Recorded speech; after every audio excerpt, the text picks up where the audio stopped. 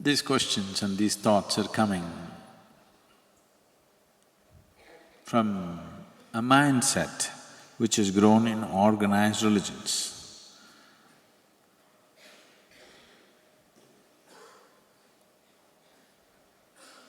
We are not talking about Shiva versus somebody else.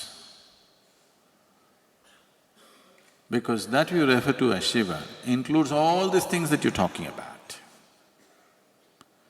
Just one little dimension, this or that, they found out and they started talking about it and they became popular.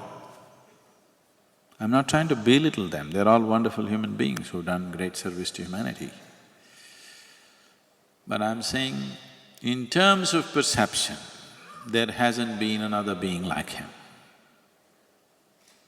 And perception is all that I value, and that's all you should value. Rest can be made up. Rest is just frills.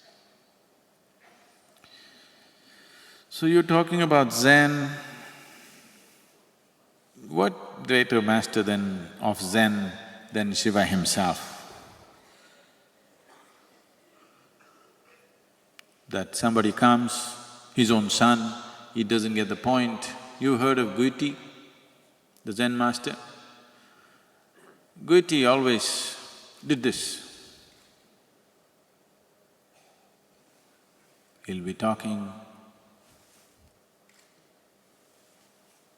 People look at it, okay, why is he showing the finger to me? The thing is, he's always trying to say everything is one. This is the teaching. Rest of what I say is not important, this is the teaching.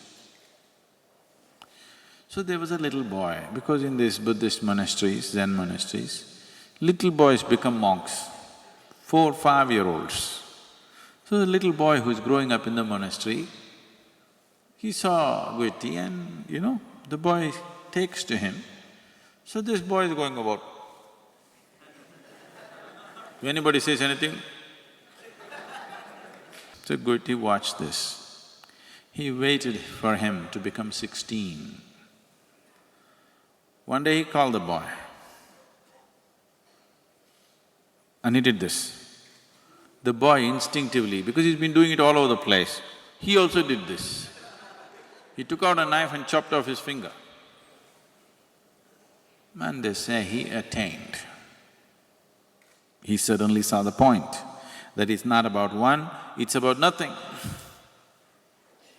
Shiva went further, long time ago. He came back from somewhere, he always carried a trishul. So trishul is a trident. He's always carrying the trident to show people there are 3 dimensions.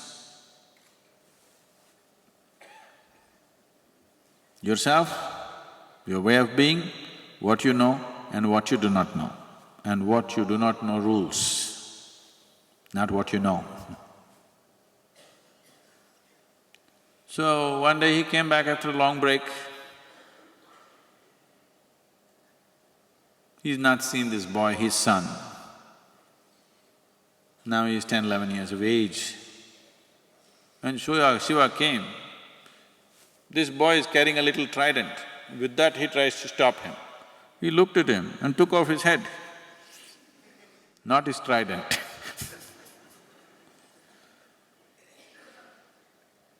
Then whatever drama happened, and then he put another head, a Ghana's head on top of him, and he became such a brilliant boy. Even today in India, if people want to start education, anything, first thing is they will worship this boy, which that Ghana has become Gaja. A Ghana's head has become, instead of Ganesha, he's become Gajesha now. They kind of modified it and made it into an elephant head.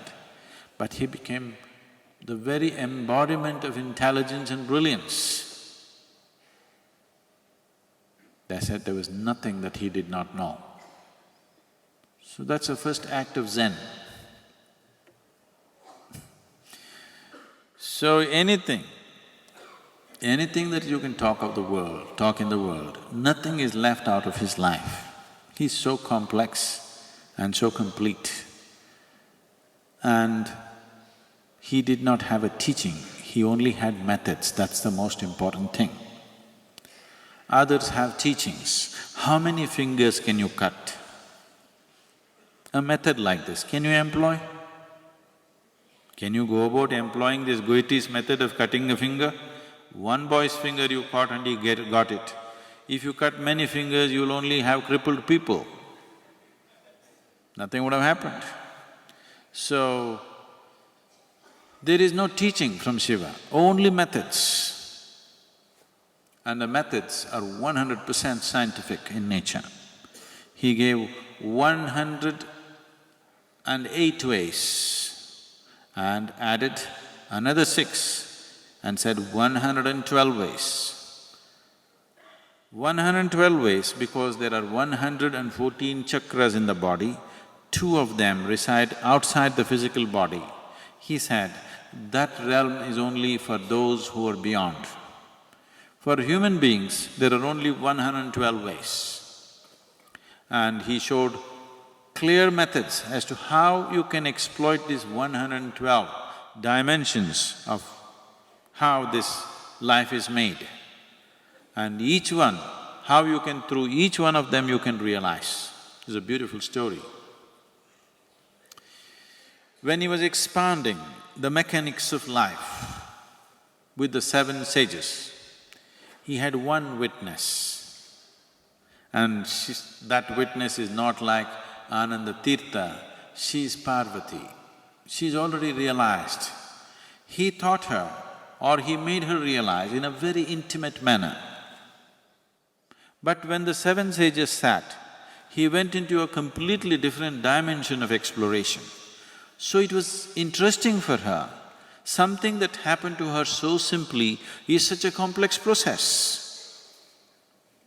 So as he went about expounding different dimensions, he said, there are 112 ways in which a human being can attain.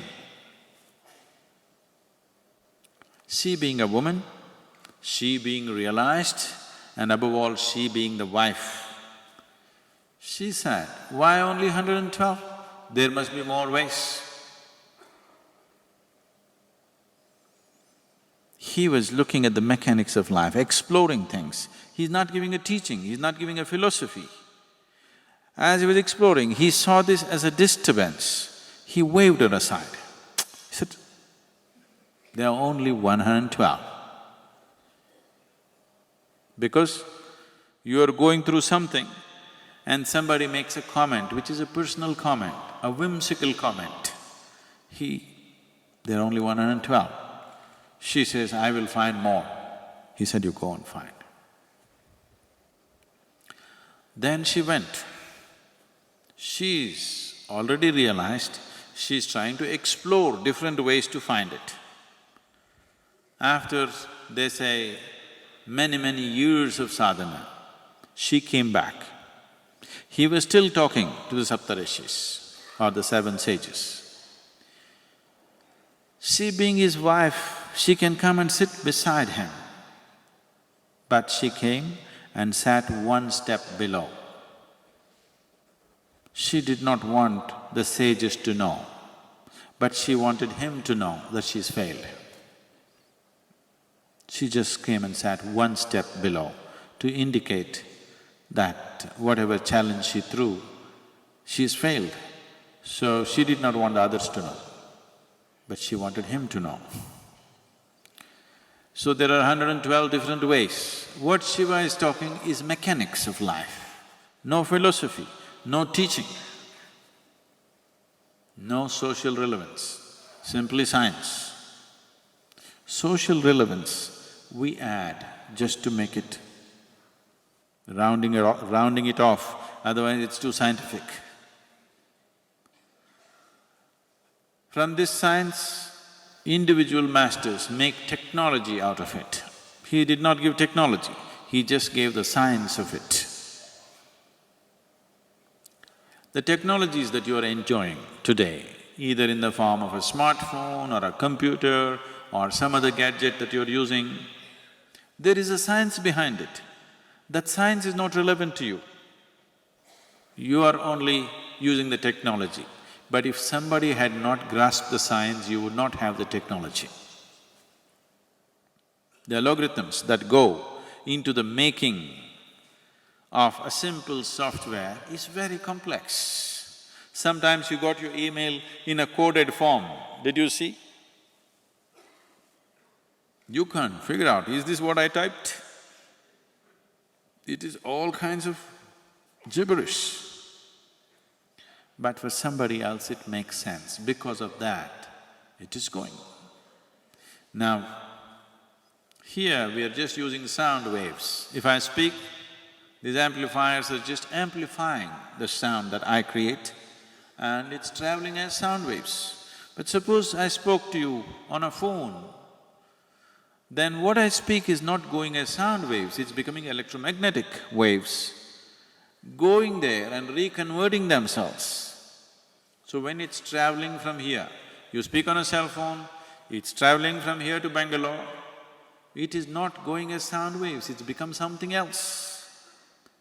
If you hear that, if you can, or if you feel that, it would be something totally different.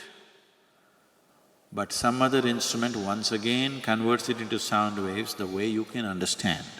So what Shiva said is simply pure science. He is not talking technology. He left it to the Saptarishis to make the technology as it would suit the people who would sit in front of him on that day. Depending upon what kind of gadget we need, we produce that, but the fundamental science is the same thing, isn't it? Nothing has changed about that. So, I'm talking about Shiva all the time because it is the science. The tech is not important. It's the science which is important. Tech can be made up. Technology is a made-up thing. Because there is a fundamental science, using that we're making something out of it. Gadgets that are relevant today may be irrelevant tomorrow. Already it's happened, isn't it? So many things. So many gadgets that we thought were very valuable, no more valuable because new gadgets have come, but the same science. So what kind of gadgets we produce simply depends upon who is sitting in front of you right now, what is the need of the hour.